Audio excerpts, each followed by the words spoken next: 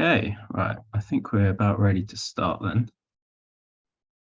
So, hello everybody, and welcome to the In This Form seminar series hosted by the Cambridge University Biological Anthropology Society.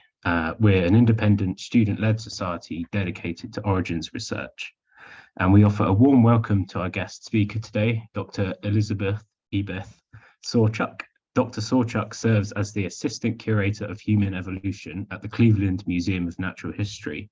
She is also an Assistant Research Professor at Stony Brook University, a Research Associate of the Turkana Basin Institute, and a Research Affiliate of the National Museums of Kenya. Her research includes investigating how herding and farming spread into sub-Saharan Africa 5,000 years ago, and how ancient peoples navigated issues such as climate change, shifting economic and land use strategies, and foreign group interactions. And I will now hand the time over to Dr. Sawchuk, and we kindly ask that all questions and comments be saved for the Q&A at the end. The floor is yours. Thank you so much for that nice introduction. I realize that I didn't put where I work on this intro slide, but yes, the Cleveland Museum of Natural History. So today I'm going to talk a little bit about my work looking at the more recent African past and how that works with a lot of different topics in human evolution and trying to understand the history of our species, Homo sapiens. And I just want to say before I start, as a content warning, that I am going to show images of archaeological human remains from my work, and I do so with respect in order to tell the stories of those individuals. Okay, Africa is really big. That's the take home from this presentation.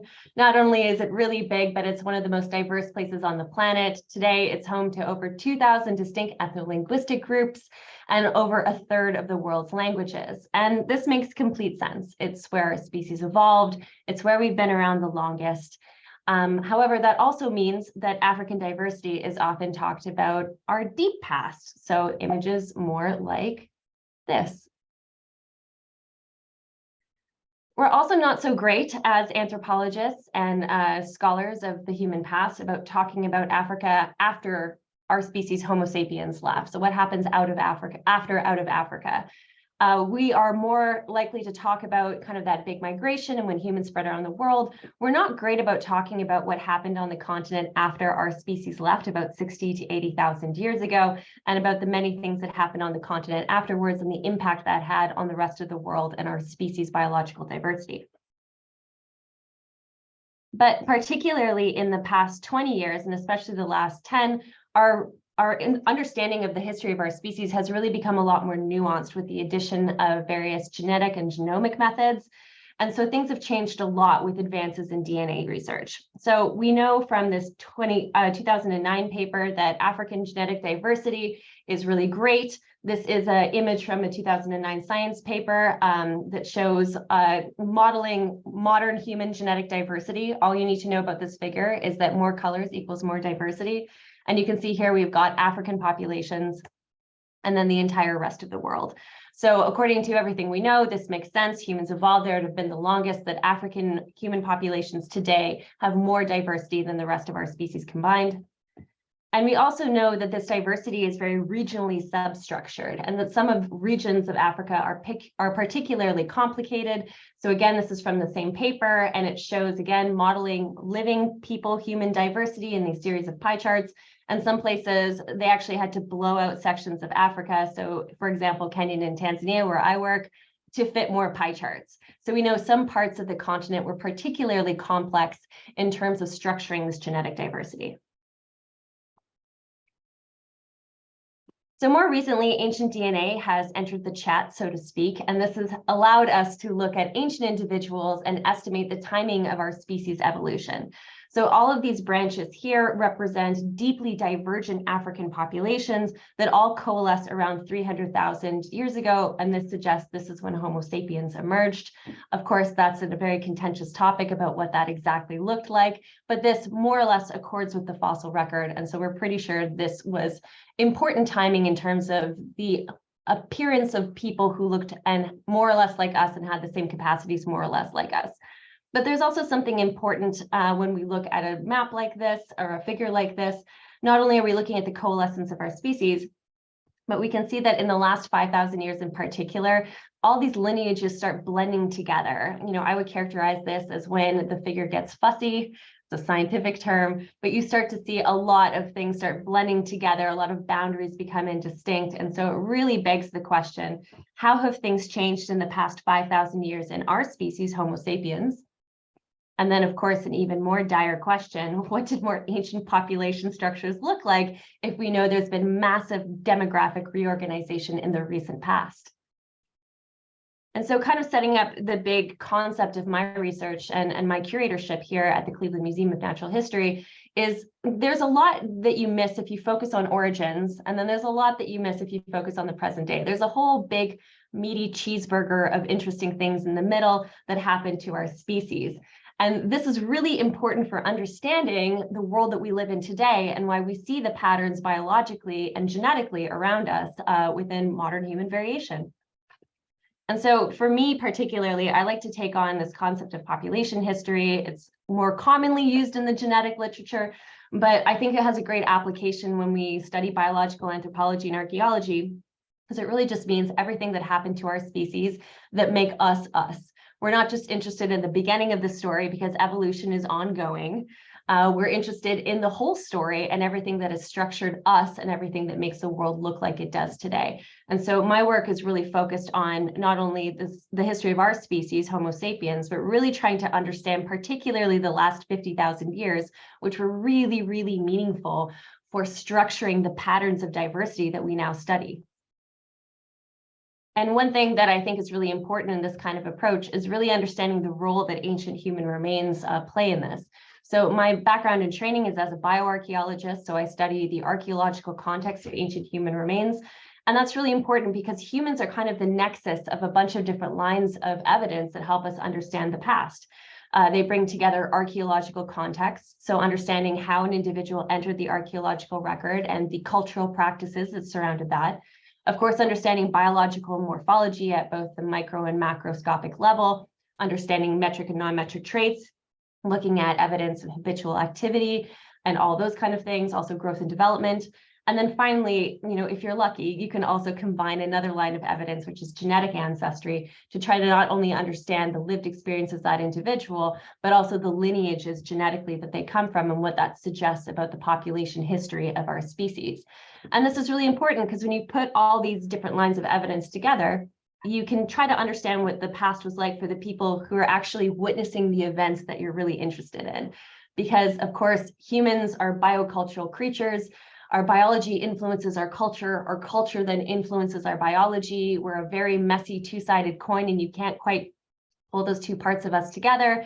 And so in a way, humans are really our best and only direct connection we have to the past. They're the people who were there, and it's really, really an enormous privilege to get to learn from them. And they really contribute to the conversations about evolution, something that we can't learn from looking at paleoenvironmental records or artifacts alone. It's something more special and something really, really rare to look at. There's a big bird of prey sitting up on the telephone pole. So of course this approach could work anywhere, but one of the places that I work and that I enjoy looking at is the African past, because there's the longest history of biocultural diversity in Africa. And it's really one of the places that we see so much diversity in terms of both behavior and culture. It's really interesting to think about how the more recent African past has structured the world that we live in today. Africa is also important in terms of present-day global issues. I don't think I need to tell anyone that global warming is affecting every single one of our lives, but the impact is felt more severely across Africa and many parts of the global south. The situation is particularly dire across much of dryland Eastern Africa, where I work, where millions of people live as mobile pastoralists. So this is a traditional way of life centered around herding domestic animals such as cattle, sheep, and goats. And it's actually highly adaptive in arid environments with unpredictable rainfall because it's more efficient to move your animals to resources like water, pasture, and salt versus trying to move those resources to your animals. However, it's becoming harder and harder with global climate change.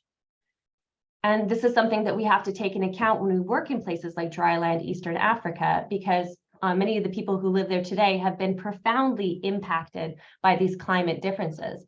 And so one area in particular is Lake Turkana, around where I work. Many of you who have studied under Mark Talar will be very familiar with the Turkana Basin.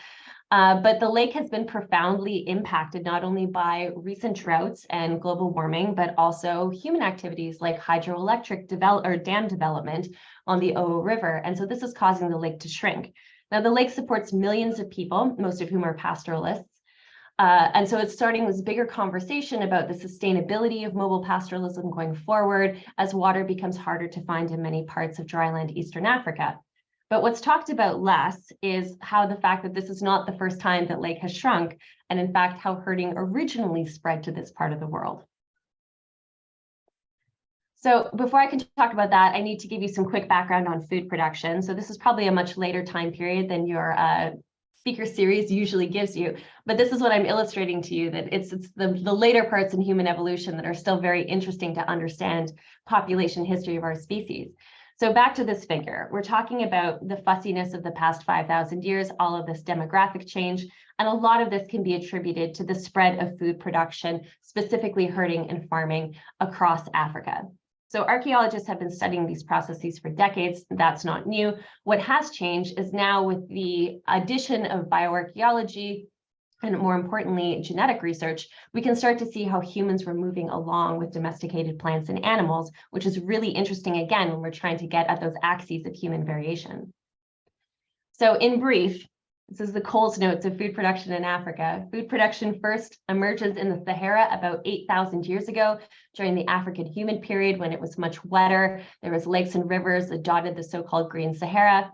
Everything must come to an end eventually. So global climate change kickstarted the end of the African humid period about 6,000 years ago. And then livestock and presumably also herders spread west and south over the next several thousand years, showing up at the tip of South Africa about 2,000 years ago. So there's a few important things to take from this process. One, unlike in parts of Europe and Asia, cattle are spreading well before crops. So it's mobile pastoralism before farming, which makes sense, again, when we consider the ecology and the environment of many parts of dryland Eastern Africa.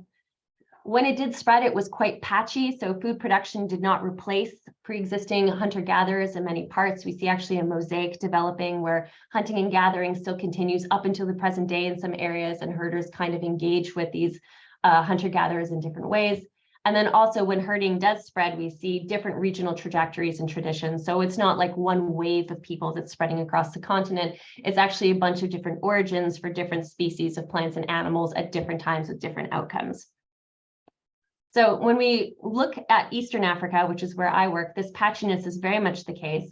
So as the Sahara dries out at the end of the African humid period, herders probably followed waterways south. We don't actually know the route, and it's very difficult to do archaeological research in South Sudan right now. But they ended up in the Turkana Basin, which is what we know. And then for about 1,000 years, we don't really see the movement of cattle, sheep, and goat further south. A little bit of goats trickling down, as well as some pottery that I'll talk about. But for some reason, herding didn't really spread for a while, maybe because of some zoological factors, maybe because of some disease vectors. We're not really sure. But by about 2,000 years ago, herders have figured this out, and it starts kind of this grand era of herding in Eastern Africa called the Pasteur Neolithic, where some of the sites here have like 99% cows, right? So people are very intensively herding at this point. So the part that I find interesting in this story is right when herders get to the Turkana Basin about 5,000 years ago, because it's kind of a roller coaster of a period in African history. One, we've got global climate change happening. So the same things that are making the Sahara expand, the same factors of the African humid period ending, are also shrinking Lake Turkana by about 50%. We also see an economic transition. So right around this time, we have the first evidence of cattle, sheep, and goats. And so we see herding starting to spread around the Turkana Basin, although we're not quite sure the mechanism yet. And then finally, with this environmental and economic change, we see massive sweeping cultural change. So new types of pottery, we see new types of stone tools, and then of course, the first monumental architecture in sub-Saharan Africa.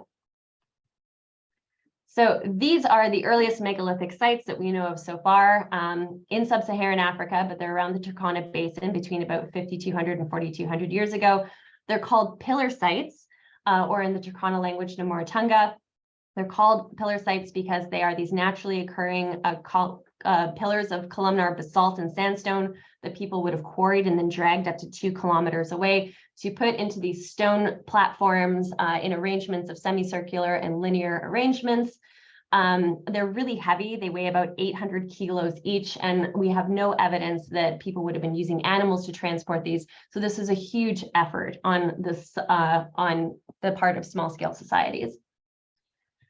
So we have about 6 of these sites around the lake. There's at least one more, so there's 7. And although these are the first monumental architecture in sub-Saharan Africa, this is probably a good time to be honest with you that the scale of their monumentality is not perhaps what you would expect.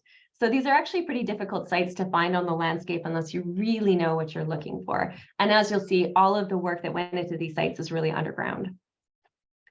So this is a site that my team, the Later Prehistory of West Turkana project, has been working on for about 10 years now, called Lothegem North. It's on the southwest side of the lake. And you can see that it's a 30-meter diameter stone platform with a bunch of associated circles and cairns. And the line of pillars is right here, if you can see my cursor.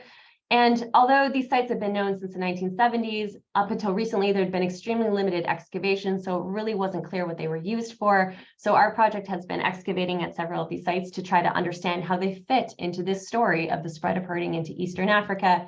And what we found has completely defied all expectations.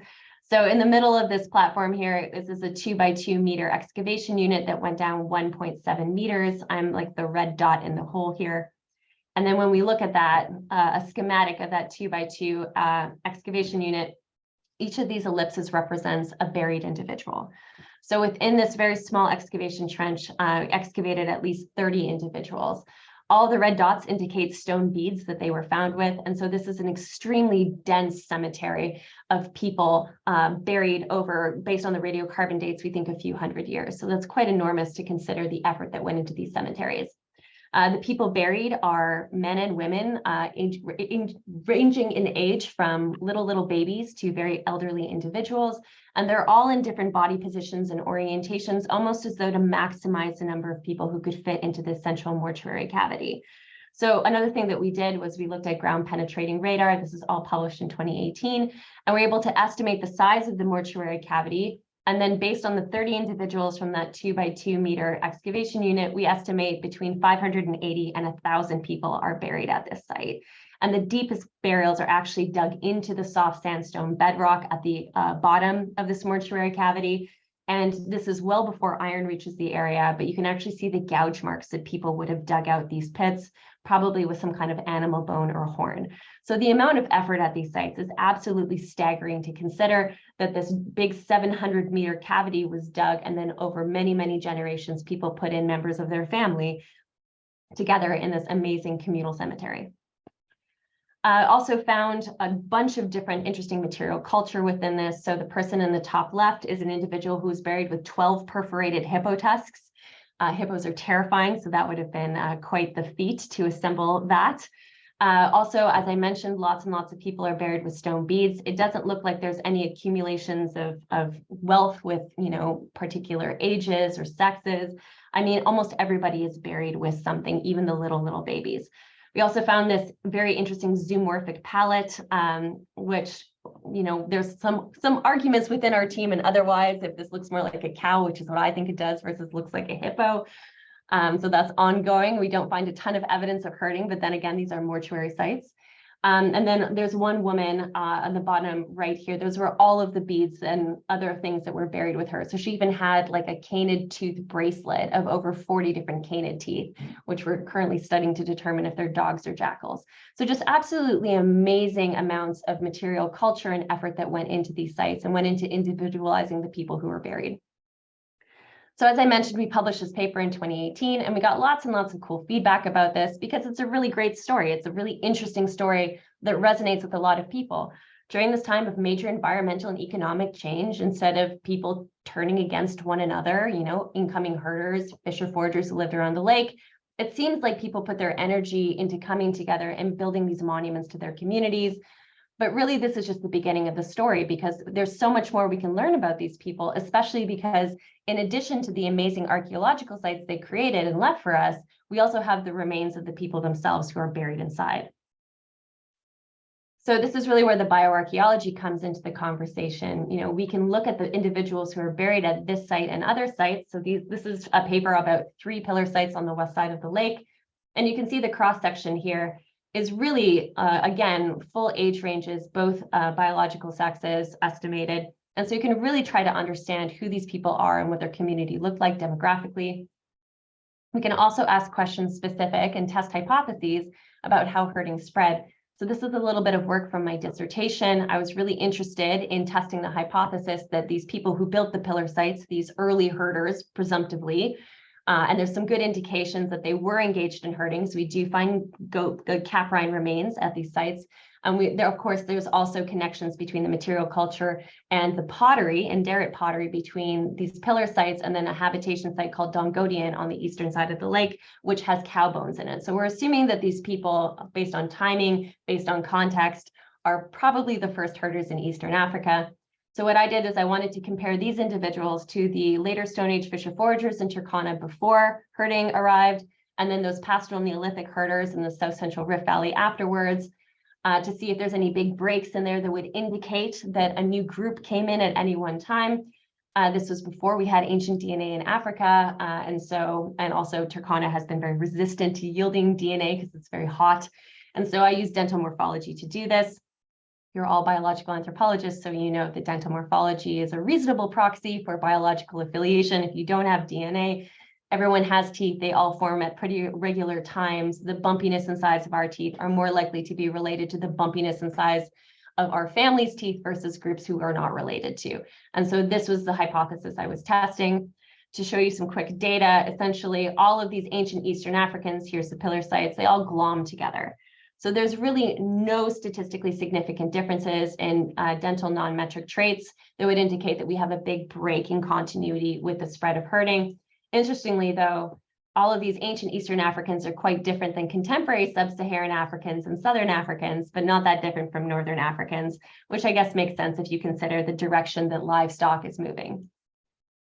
So really, what does this all mean if we want to understand population history? One, that we're seeing likely gene flow between foragers and herders around Lake Turkana, which kind of makes sense. If the lake is shrinking and fisher foragers who've been living there for thousands of years are losing access to some of their fishing resources, and at the same time, you have a new economic strategy coming in, you know, you have potentially meeting between people and the birth of a new society, which is the origins of East African pastoralism. And that also kind of raises some questions about the pillar sites, because although we can never truly know the motivations for why people created these sites, they were obviously a huge sink of labor. And it occurs to me, and I've published before, that one of the biggest displays of unity that you can have between two groups meeting one another and saying that you're the same is burying your dead together. So perhaps this was part of the motivation for creating these sites and creating these permanent fixtures on the landscape that people could start to rally around. We also know from this data that early herders around Lake Turkana probably helped transmit herding further south, since we don't see any major dental differences between the early herders and then the pastoral Neolithic individuals. It suggests to us that culturally distinct people might be biologically related when we get into the pastoral Neolithic and we start to see a lot of different herding cultures kind of working at the same time. And then, of course, the thing that no one likes to hear is that ancient variation might be very different from recent variation. And so this is part of the rub with ancient DNA. We cannot extrapolate more ancient patterns from living people because of that fussiness of the past 5,000 years. In order to look at more ancient patterns of variation, unfortunately, we truly do need to study ancient human remains. So what we take from all of this is kind of a trope in African archaeology, which was that it was a mosaic. Definitely, there's many people with different cultural and probably biological identities who are coming together and creating these complex societies and these complex patterns that we see in the African archaeological record. But as a millennial, I will say, again, with another meme, that's not very interesting to say that it's a mosaic. Of course, now we want to start picking apart this mosaic and understanding what the human behavior is under this that pattern the biological patterns that we're looking at. So this adds a lot of different questions and the kind of things that my team and I are working on right now. I don't have time to get into a lot of them, but I'll give you a little teaser of some of the projects that we're currently working on. One is trying to understand how people at different pillar sites were related. So it's always struck me as interesting that the two earliest pillar sites right at the beginning of that period when we find cows are 300 kilometers apart. or 150 kilometers across a hippo-infested, very terrifying lake that I've made the journey myself.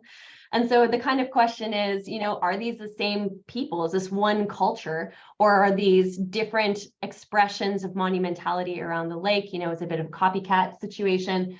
And one of the things that's always been interesting is that the only site to be excavated previously was on the east side of the lake called Jaragole. It was excavated by the Kubifora Field School for over 10 years between 1985 and 1995. And essentially what they found was something completely different than that big mortuary cavity we found at Lothicum North.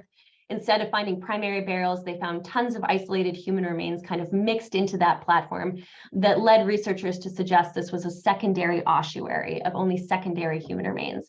And so that would be really interesting if, in fact, these visually looked similar on the opposite sides of the lake, but they were constructed completely differently, because that could suggest two different groups kind of doing the overall same thing, but with slightly different intentions. And that would be really interesting for understanding that mosaic. The problem is, because it was a field school and for other reasons, the dig had to stop. They didn't dig very deep. They only dig about 50 centimeters from what we can tell. And in fact, that's where we started finding the primary burials at Lothicum North. So as part of my postdoc at Stony Brook, I organized a team to go back to Jaragole, which happily had not been disturbed because it's in a national park. So this is from our 2019 excavation and should be out next month in one of your UK journals, Antiquity. But essentially, we refound the original Kubifora Field School trench and we deepened part of it. We also dug a new trench. And in fact, what we found is that in some cases, they'd missed the skeletons by about 10 centimeters. And so, in fact, we're looking at exactly the same construction between these two contemporaneously built pillar sites with the pits at the bottom and the mostly primary burials. And so that's really interesting to consider how people were moving around the lake, and also the fact that these two sites were built at around the same time, but finished hundreds of years later, and really understanding the continuity of this new culture developing around the lake and how people are moving and kind of sharing these cultural practices. We also found some other kind of cool stuff that kind of, enhances our understanding of culture at this time. So again, lots of stone beads here. This is an artistic reconstruction. We did not find this necklace strung, but it was all around the neck of a woman who was about my age, died in her 30s. And then we also found some amazing figurines, which we don't really find on the west side of the lake. Figure A here is the debate if this is a topi or a dog. So weigh in the comments afterwards. And then also, which I'm very proud of, the first phallic bottlehead of the pastoral Neolithic. So look for this stuff in Antiquity pretty soon. Other things we're thinking about: who previously lived around the lake. So Turkana was not uninhabited before herding came, of course. And of course, you know that if you've been following Martelar's work in your department, there was thousands of years of complex fisher-forager societies around the lake. And so this is another kind of avenue that we're trying to understand. If you want to know what that mosaic looks like when two different groups meet, we'd also like to know who was living around the lake beforehand and what aspects of their culture then made their way into this culture. And we know at least some, because evidence that we find around the lake from habitation sites, or really just the one, suggests this is a mixed economy of fishing and herding. So there's parts of this that are really getting folded into it. So again, 7 kilometers away from Lothicum North, that pillar site I just told you about, there's actually one of the oldest fishing foraging sites in Eastern Africa, previously called the Lothicum Harpoon Site. We're now suggesting calling it Lothicum Locom because there's many Lothicum Harpoon sites, and Locom is the name for it locally. We've been excavating there since 2017. But when the site was in use about 10,000 years ago, Lothicum, or Lake Turkana, was much bigger, and Lothicum was a peninsula that kind of jutted into it. So it's a really nice fishing spot. One thing that we've been realizing over the past several years is that erosion has hit this site really, really badly. And so individuals are actually kind of eroding onto the surface, which was also the case when the site was first excavated in the 1960s, but it's become a little bit more dire in recent years. So we've been doing some salvage archaeology, and then also really understanding again what the occupation history of the site is to try to put the human remains in context with the archaeology. So the map in the middle there is actually the number of individuals that we excavated this past season in 2022. And then on the right is an image of what the site looks like today. Basically, we walk around this giant 100,000 meter squared site looking for evidence of people coming up. We've also done a lot of work with the dating at this site. And so not only do we have some direct dates on human remains now, which we will be sharing very soon, but we've also done a lot of geoarchaeological work to try to understand what the lake is doing. And what we found is, although the African humid period, the lake was higher than it was in the mid-Holocene when herding came into the area, it was far from static. So this is a paper that's just been published in the Holocene recently by our team. We can actually see, based on paleoenvironmental proxies, that there was a pretty big dip in lake levels around 8,200 years ago. So 3,000 years before herding comes into this area. And that also really helps us think about how existing fisher foragers may have already had experience with climate change and how this may have structured their patterns when the lake started to drop again. I also just want to show you a pretty photogrammetry image that was generated by Evan Wilson from this 2022 field season. So these are the individuals that we're finding at Lothagam Locom. This individual was just peeking up based on the side of the cranium. There you can actually see where the damage is that was on the surface. The human remains from the site are not super well preserved, but they're still well enough preserved that gives us a really great insight on what populations looked like about 10,000 years ago living around Lake Turkana. So this is really interesting to consider. And this is fun stuff you can do with your iPhone in the field now. So it's fun to excavate this site now in 2022 because we have a lot of things that were not available to researchers who were there in the 1960s. So a few other things that we've been considering, again, so how did diet and mobility patterns change with the spread of herding? So again, how mobile are these mobile herders? And as a bioarchaeologist, one thing I always think about is the logistics of these giant cemetery sites. So, you know, if we presume that people are living in small bands of herders and they're coming together when someone dies to come to these cemeteries, and maybe this is a time to exchange information, to, you know, to strengthen relationships, those kind of things. So like, how does the word get out when someone dies? Does the person go into the nearest pillar site? Do they go into their hometown pillar site? We see both primary and secondary burials in these sites. So the question is, why are some people primary and some people secondary? There's lots of questions, and getting at these questions is really going to require understanding mobility. And so one of the projects that we're currently doing, it's funded by the National Science Foundation here in the States, is looking at the strontium signatures of both the human remains through the teeth, as well as the thousands of ostrich eggshell beads we find at these pillar sites, to try to get a better understanding of how people are moving around that basin and also how their diet is changing at this time. I'm also interested particularly in stress and disease. There's lots and lots of bioarchaeological literature about food producers and how usually the adoption of food production makes people less healthy, but a lot of that is predicated on early farming and sedentary societies. And we don't actually really have a good sense of what that looks like, that transition looks like bioculturally when people don't settle down and farm. And part of that is because there's very few skeletal collections that document a local transition from fishing foraging to mobile pastoralism. And of course, Turkana is one of these places that we have that. So you're really trying to understand if we see additional stress markers and disease markers in those early herding populations, and then trying to consider what that means in terms of not only herding in the past, but herding today. And of course, this is really relevant because we continue to now live and going into the third year of this pandemic. And so health continues to be on the mind of a lot of us. And then also in Turkana, there's a long history of anthropological and biological anthropological research on pastoralism and whether herding is good for people's health or not. Particularly now with global climate change coming back to that, there's lots of questions about if people should give up herding lifeways and settle down and farm, or settle down and have a more sedentary existence. And anthropological writings on it have generally said no, that herding arose in a period now we know of instability, and it functions best in those kind of unequilibrial systems. And thinking about how we can acknowledge the sustainability of herding, not only from a traditional cultural point of view and potentially even an indigenous point of view, but also understanding that this system is meant for this environment and it arose in this environment, and really thinking about how we can support pastoralists as they continue to live the life that they choose. So we've been talking about archaeology and biological lines of evidence, but obviously at this point in the conversation, you're interested in ancient DNA, I would think. Right, so let's talk about genetic lines of evidence. So we're looking at the archaeology of the spread of pastoralism. We're looking at the biological anthropology, the teeth. We're looking at chemical markers, but why wouldn't we just answer all of these questions with DNA, right? And that's always the kind of question that I get as a bioarchaeologist. You know, do we even need archaeology anymore? We're just going to answer all the questions with DNA. Everyone on this presentation, I'm sure, is laughing because we've all realized that that's never going to happen. But it bears mentioning why that's not going to happen. It's because DNA is really hard to study in Africa. It's ancient DNA hard mode. And so I always like to remind everyone that this is not a very old science. You know, the first fully sequenced human genome was published in 2010. And the first African fully sequenced ancient human genome was only published in 2015. And so this is a little bit of an out-to-date figure at this point. They published in the Conversation, but you can see not only is ancient DNA fairly new, but in fact, Africa makes up an extremely small proportion of the number of ancient DNA sequences that are available. And that's for a few reasons.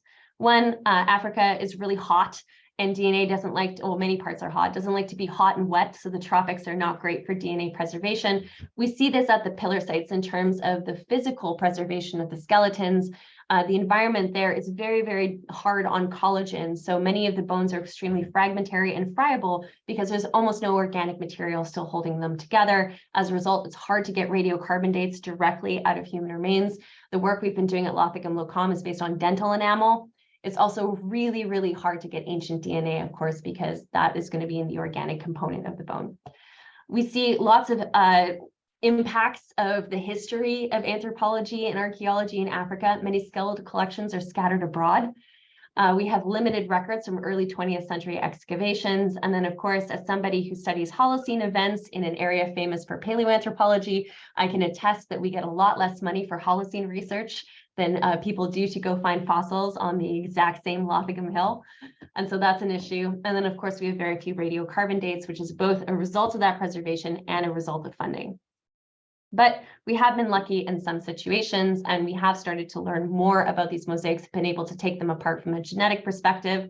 So 2 years after I defended my dissertation looking at all those teeth, I had the enormous privilege to go back and sample the ancient DNA from many of the same individuals. And so this is a paper that we published in Science in 2019. I'm very sorry to say that none of the individuals from Turkana have so far worked, so that remains a bit of a black box. But we were able to sample 35 individuals from that golden age of herding, the pastoral Neolithic that starts around 3,000 years ago, but really around 25 to 2,000 years ago. So here they are right now. We were able to look at admixture analysis to determine that all of these individuals are descended from both North African populations as well as East African forager populations. And we were able to estimate the date of that admixture to be right around when we see the first archaeological evidence for herding. So now, again, this doesn't suggest that this extensive gene flow happened around the Turkana Basin, but that's a now testable hypothesis that we continue to follow up, because it does seem that in that situation where you have groups coming together, you have the dental morphological evidence for potentially gene flow or at least biological similarity, and then you have all of this sweeping cultural change. Maybe this produced the conditions where you start to see that gene flow and exchange with the birth of East African pastoralism. So this is an image of the South Central Rift Valley where all those wonderful pastoral Neolithic sites are, some quite famous, some excavated by Lewis and Mary Leakey. And one of the things that we always talk about is in the pastoral Neolithic, you have this great diversity of cultural traditions of people herding in the Rift Valley at the same time. On the left, you have the beautiful savanna pastoral Neolithic tradition based on pottery. And on the right, you have the slightly more lumpy Elm-Titan pottery tradition. Because these herders are using different pottery in the same place at the same time, the assumption archaeologically has always been that they're very biologically, linguistically, and culturally different. Different pots equal different people. When we were looking at the ancient DNA, we found womp womp that in fact, all of these individuals are extremely biologically similar. And so then this goes to that mosaic again, that just because people are practicing different cultural traditions doesn't necessarily mean that they're biologically unrelated. And so this adds some depth to that mosaic. Kind of pivoting a little bit, ancient DNA has also let us look at some older events in the population history of our species. So one big archaeological mystery in African archaeology for the past several decades has been the question of the middle to later Stone Age transition. So here's this fussy thing again. And we can see that, in fact, the vast majority of our history is foraging. So all of that food production happens in the past 8,000 years in Africa, but most of our time depth on the continent, of course, we were hunter-gatherers. And so around 300,000 years ago, we see a transition from the early to middle Stone Age, and that lines up exactly when we think our species emerged. Great, everyone's happy with that, great timing. But around 50,000 years ago, we have this transition from the middle to later Stone Age, and it's not associated with any evolutionary event that we can see in the fossil hominin record, but we see lots and lots of changes in behavior and the material culture. We see ostrich-egg-shell beads for the first time become a widespread thing. We see different forms of symbolic artifacts. We see different types of stone tools. We see evidence for long-distance exchange networks. It's something really profound seems to happen, that in the past, it had been suggested that maybe this is an invisible neurological change. And this is, in fact, when humans became behaviorally modern. And that's when they were able to leave the continent of Africa. That's been a very unsatisfactory explanation for the past 20,000 years, but it still begs the question of what exactly is happening at this transition. So let's test this with DNA. Unfortunately, it's been really hard because, in fact, most ancient DNA from Africa is less than 5,000 years old. And as you now know, the last 5,000 years have been very fussy.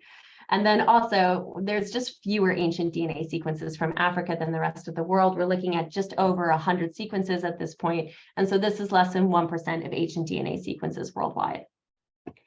But based on the few sequences we do from ancient African foraging populations, we have seen some patterns. One is in this 2017 paper. There appears to be a line of variation between Eastern and Southern Africa, which suggests that these populations were maybe in contact with one another. And the other thing from this 2020 paper is we see that there's deeply divergent lineages between Eastern Africans, Southern Africans, and also Central Africans that split pretty early on. And so it's really interesting to think about how potentially these groups may have split and then their interactions with one another. But all of this is based on very few individuals who all lived within the past 8,000 years. So a paper that we published earlier this year in February in Nature was trying to pull off the lid of what exactly is happening in the later Stone Age. So we sampled 31 individuals from a bunch of different sites that were specifically associated with material culture from the later Stone Age that we believed was going to antedate the spread of herding into those various areas.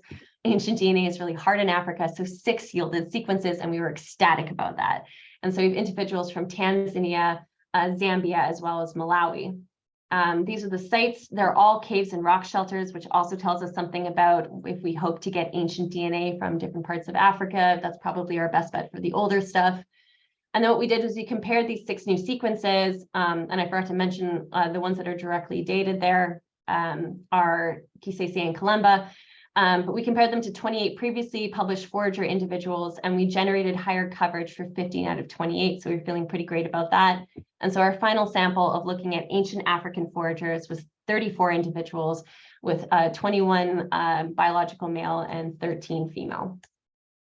So when we put these on a principal components analysis, we're really interested in seeing what the patterns of variation in their genomes were. And what we did here was a little bit different than usual. We actually created a supervised PCA, and you can read more about that in the paper and the methods, where we projected a 2-dimensional axis of variation with Southern Africans here and Eastern Africans here is defining that variation, as well as contemporary Central Africans.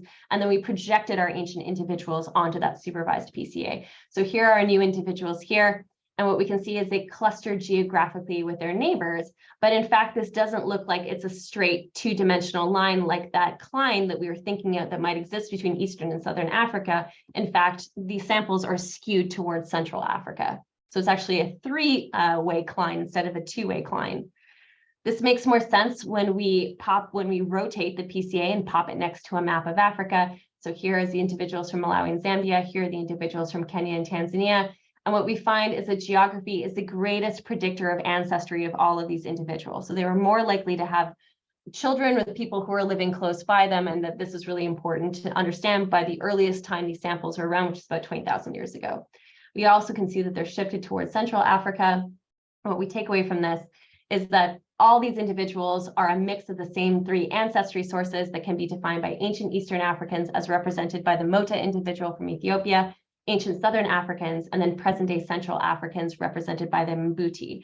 And so we did a bunch of statistical tests, but the key to this is that all of these individuals have the same 3 ancestry contributors, but in different proportions. And this is really important for understanding patterns in the past, because the only way that we would be able to explain this is if there had been extensive gene flow throughout this entire area that would have moved Eastern African ancestry all the way to South Africa, Southern African ancestry all the way to Ethiopia, and then also Central African ancestry throughout. And so this is also from the paper when we looked at these ancestry proportions in a heat map, summing them to 1. And you can see the ancestry proportions in different areas is more likely to be closer to the geographic area we see people there today.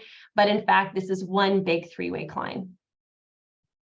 So we also modeled these ancestry of ancient foragers in an admixture graph, and something really important we can take away from that, again, is going back to those deeply branching lineages. We know that the split between Eastern and Southern Africa happened, foragers happened around 80,000 years ago. And we know the split off from the Central African foragers represented by the Mbuti happened about 50,000 years ago. And so we now have a timing for when this gene flow took place. It must have happened after 50,000, but before 20,000, because that's when the oldest individual from Mlamalazi in our sample was there, and already this 3-way cline had been established by then. So in fact, this lines up pretty much exactly with the later Stone Age revolution, which is really, really interesting to think about. We also found that there's differences in gene flow in different parts of Africa during this late Pleistocene period. So in Kenya, Tanzania, and around the coast, we actually still see regional gene flow, even as people are starting to live more locally. And for some reason in Malawi and Zambia, people are no more closely related to people from other sites in this area than they are to individuals from Eastern Africa. So truly, we're only seeing people exchange genes with people in their extreme immediate area and time period, of course. So what does this all mean? Implications of genetic data, we're trying to understand this. So the fact that individuals are all a mix of Eastern, Southern, and Central African lineages suggests there is a period of extensive human mobility and mixing in the late Pleistocene. We don't know exactly when this must have been, but it was between 50,000 and 20,000 years ago. So right during that later Stone Age transition.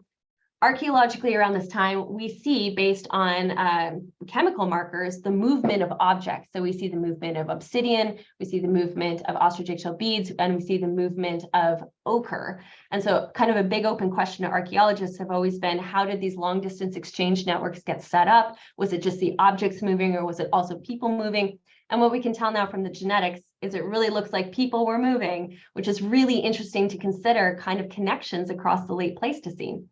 We also know that by 20,000 years ago, which coincides with the height of the last glacial maximum, people have started living really locally again and having children with people who lived in their immediate area. And this coincides with the phenomenon that has been reported archaeologically known as regionalization, where different technologies of the later Stone Age start to get more regional. We start to see more variation culturally.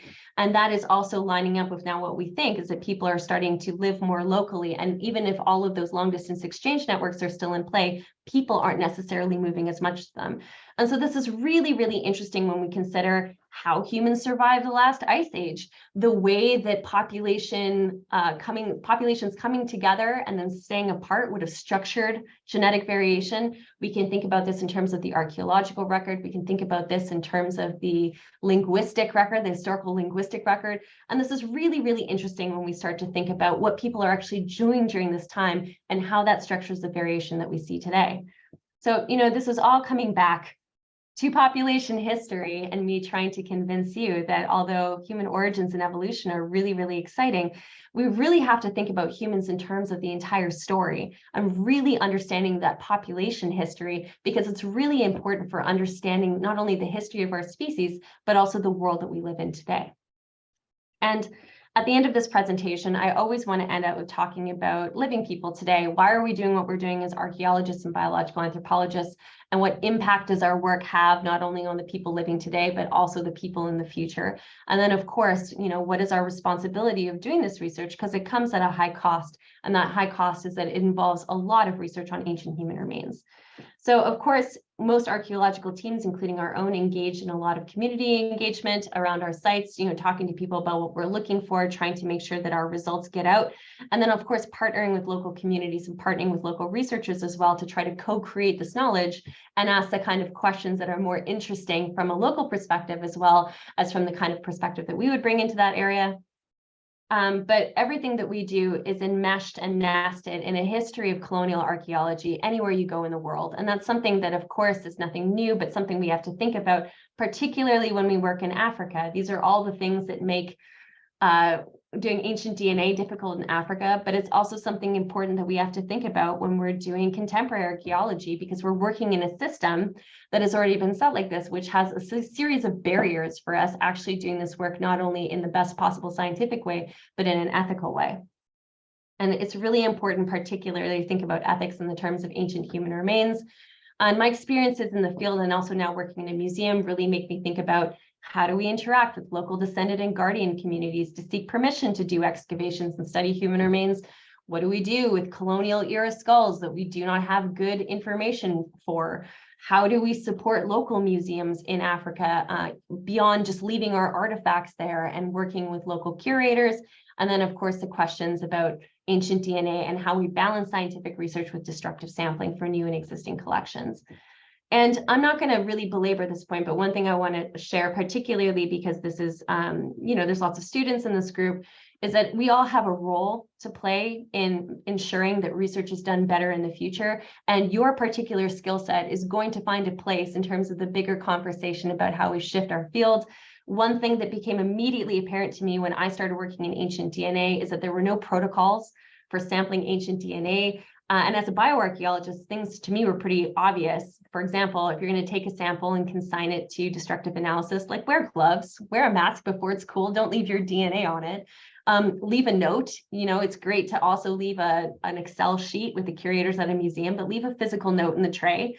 Return things within a year and then say on the back that it's been returned and was it sampled or not sampled. And then finally, sample strategically. So again, as biological anthropologists, there will come a time in your career where somebody asks you for samples or access to ancient DNA samples. And these are the kind of things that you should be saying. Pick an element with an antomere. You can use a busted tooth. You don't have to pick the prettiest tooth from an individual. In fact, ancient DNA goes up through the root and samples the pulp cavity. So you can use something that would not be useful for morphological studies. Take broken and uninformative elements. You don't want to have something that has a unique non-metric trait or that has evidence of pathological changes. Leave those behind unless it's part of your research design. And then, of course, always leave something behind. 10 years ago, we didn't have ancient DNA from Africa, and things have changed so much. And so particularly now as a curator, but it behooves all of us to think about what's going to be possible in the next 10, 50, 100 years, and what are we doing now to ensure that that research can proceed not only in an ethical way, but also logistically, and make sure that the right documentation, the right records, and the right anti-contamination protocols have been taken now, so that we don't stop any research in the future. So anyway, I wrote this all up with Mary Prendergast in Antiquity, so you can also check out that. And then as a final plug, we obviously also have to start having conversations in different places. Having these virtual seminars is so amazing because people from all over the world can attend. But one of the things that we're not so great at is talking about African DNA in Africa. Most conferences are in the global north, in Europe, North America, and Australia. And so one of the things my colleagues at the National Museums of Kenya and Harvard and Rice and I are doing are actually holding a workshop on ancient DNA about Africa in Africa, happening in Nairobi in May. And so happy to share more information on that. But truly, it has to be a community level thing as we start to consider not only the kind of research we're doing, but how we're doing it. So with that, I want to thank you all, and I want to acknowledge the so many people that went into creating all of this knowledge for me. And I'm so happy to take your questions. Thanks. Thank you very much, Ebeth, for that fascinating and really interesting talk. And yeah, so if anyone has any questions, then you're more than welcome to unmute yourself and ask, or you can pop them in the chat and then I can read them out for you. So got one from Jared here. Ebeth, thank you so much for that awesome talk and your contributions at the end.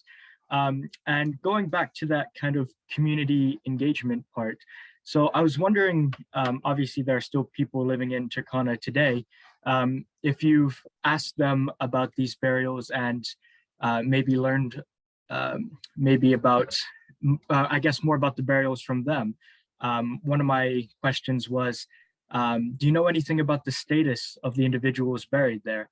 I know they're buried with lots of artifacts, and you said people were moving long distance with them. And I know, I guess for me, if I moved a long distance with something valuable from far away, maybe I might be less inclined to, leave it behind. So maybe that goes to say, you leave an ostrich eggshell necklace or or some hippo teeth that are very hard to get. Maybe these people had some status. So I was wondering if you had anything to say about that. Yeah, there's kind of two parts to that question. One is talking about people, talking with our community partners in Turkana.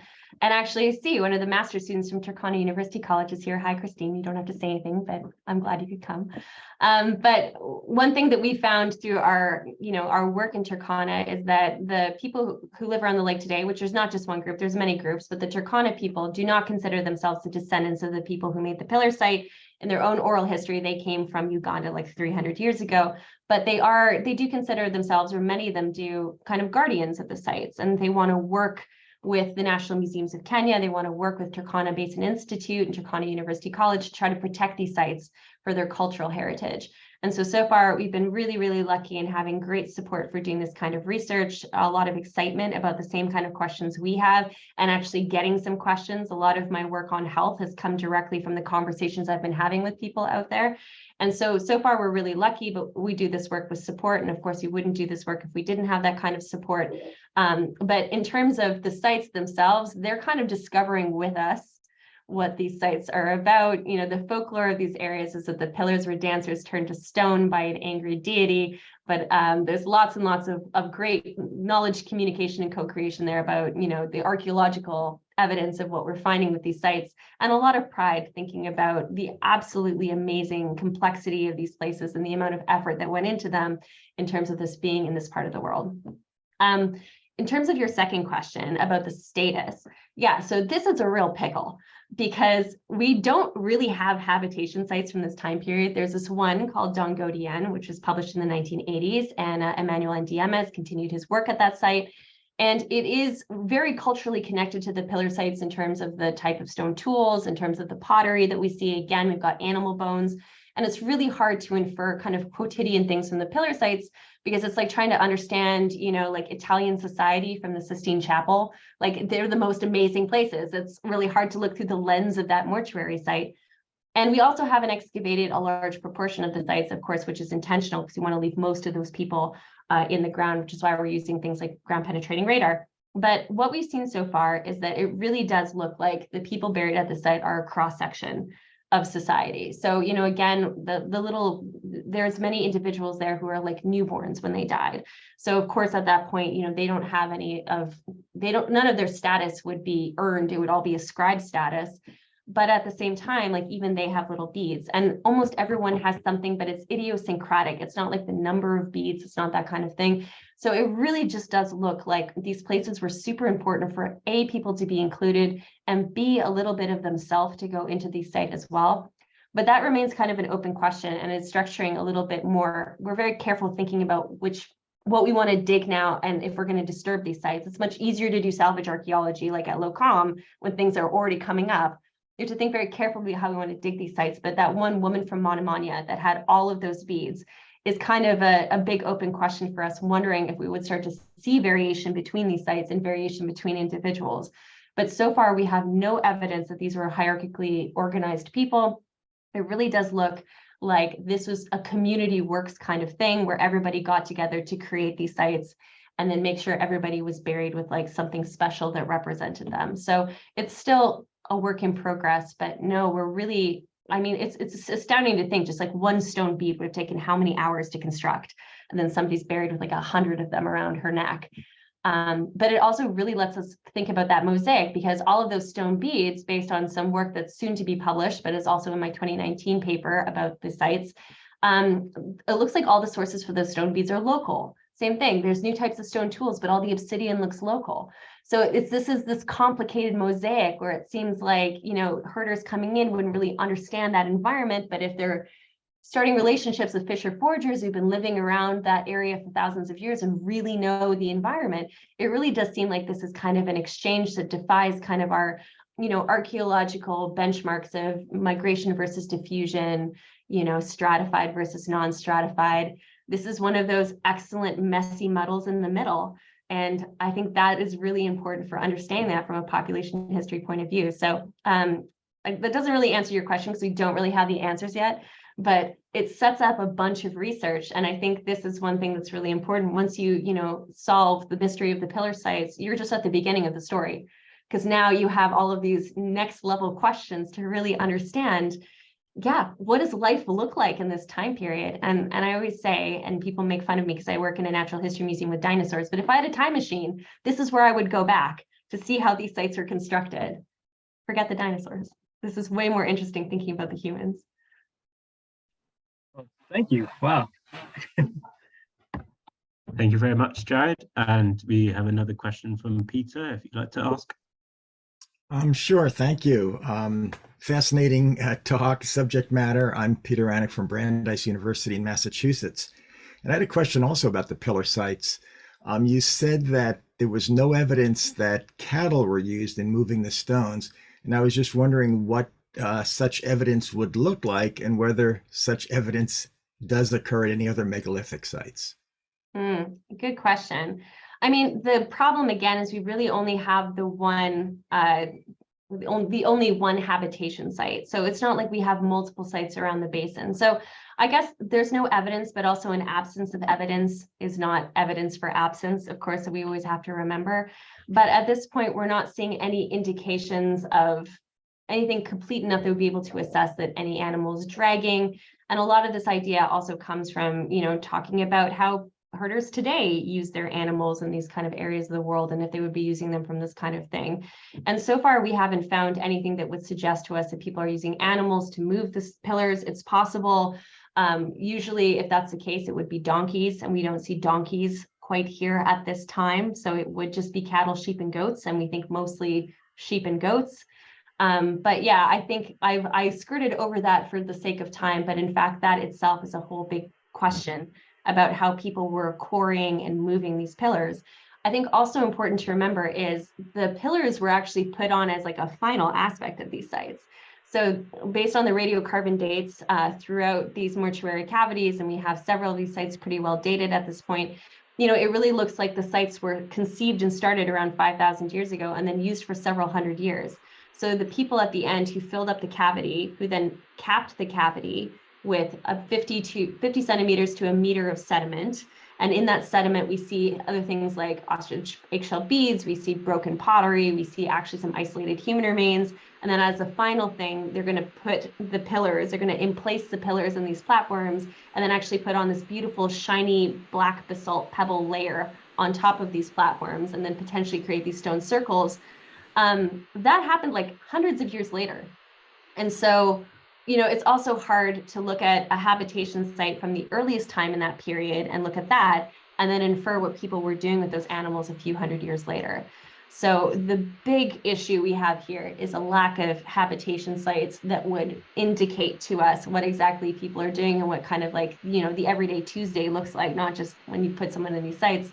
And actually, I will say again, this is work that Christine Chepkrier, who's a Turkana University College student, is working on right now, trying to understand one of the potential habitation sites from this time period and really understanding what people are doing that would give us a much better sense of what it looks like in the everyday. So good question. I would imagine that the bones of the animals might give you some idea whether they're used as beasts of burden, right? Yeah, and so far, the vast majority of cattle remains, especially from this time period, are just incredibly, incredibly fragmentary. One of our zooarchaeologists on this project, Annika Janssen from University of Tennessee, Knoxville, basically categorizes most things as like ASB, angry shard of bone. So, the preservation at these sites and in Turkana in general is just really horrific in terms of keeping bone together. And then we also see, of course, a lot of processing by the time those animals enter the archaeological record, because we think many of them were probably eaten. Looking also at pottery residues and understanding there's evidence for meat cooking at this time period, exactly kind of what we would expect. That's Kate Grillo's work from the University of Florida. We're just not finding a lot of whole animals. So not only do we have not a lot of sites with animals, but we have in those sites no whole animals, and it's kind of confounding that whole thing.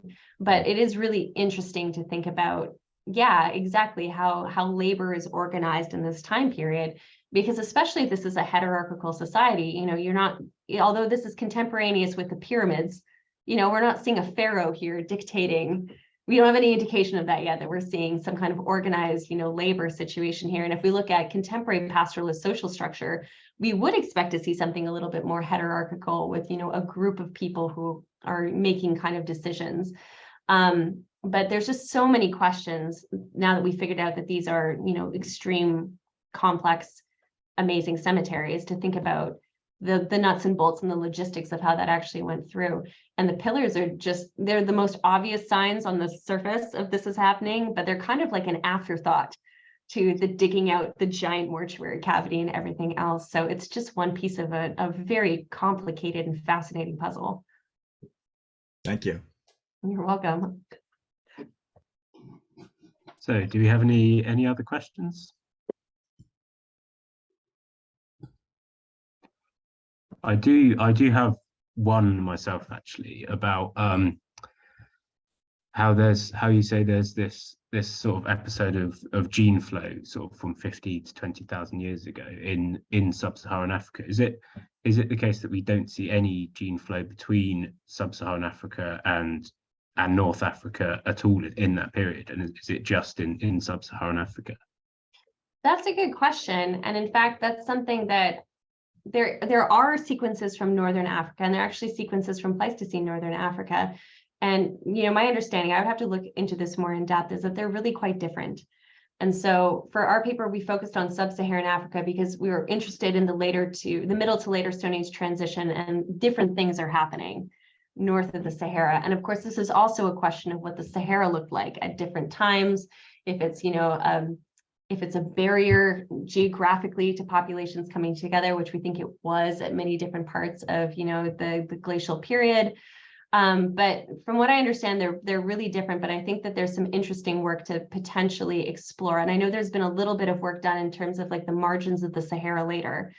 But yeah, from what we can understand, the picture is quite different, but I would have to look more into that. And it's an interesting question.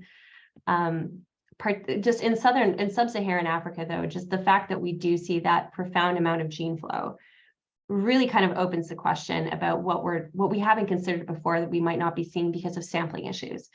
So one thing that came out of that was like Central Africa is actually a pretty major player when it comes to understanding Pleistocene population relationships and human evolution. And, there's a few dedicated archaeological projects which have really moved our understanding forward of what the Pleistocene looks like in Central Africa. But compared to like archaeology in Kenya, where, you show up, in the summer for your field project, and then, you look around the cafe at the National Museums of Kenya and everyone's an archaeologist, it's just, we don't have the same kind of density of archaeological research in those kind of areas. And part of that is because of funding, but also part of that is because of logistics. Lots of areas that we really would like to fill in the gaps of the African archaeological record right now are not easy to get to or safe to get to. And this is always kind of a factor we have to consider when we think about what continental scale processes look like. So the fact that we're able to see evidence of a lineage that looks like the Mbuti across such a huge swath of Eastern and Southern Africa also kind of really challenges us to think about what other parts of the continent might not be in the story right now. A lot of the work in Northern Africa has been done, of course, in like the extreme north of Northern Africa, where you're going to get better preservation. Obviously, there's huge areas of the Sahara that are not, accessible right now for archaeological research.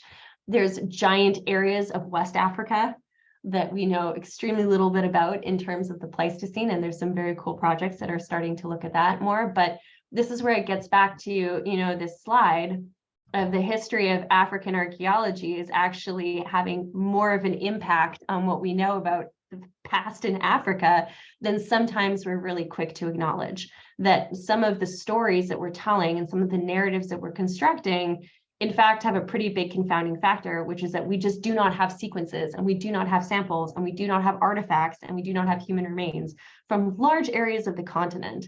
And that goes back to my first point too, that Africa is really big, and that, considering and comparing what we know about, for example, European archaeology and European ancient DNA, and then trying to look at what we know about Africa, we're just at a completely different point.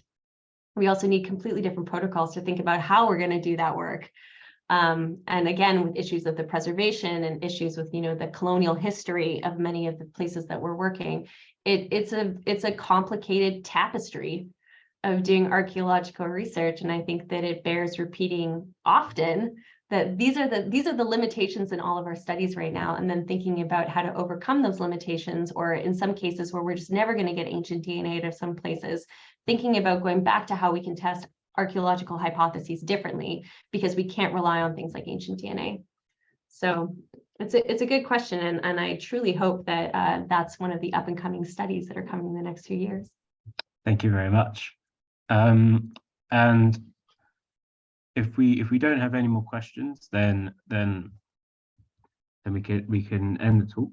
And I just once again like to thank you very much, Ebeth, for your time, and it was a very interesting talk. And I'd just like to say that next week we have our last seminar of the series, titled Tales Teeth Tell: Developmental Stress, Diets and Climates, and that will be given by Professor Tanya Smith at the earlier time of 9 o'clock GMT. So there'll be more about that on social media spread out throughout the week.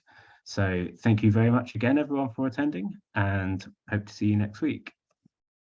Yeah, thank you so Thank you. much. Thank you. Bye.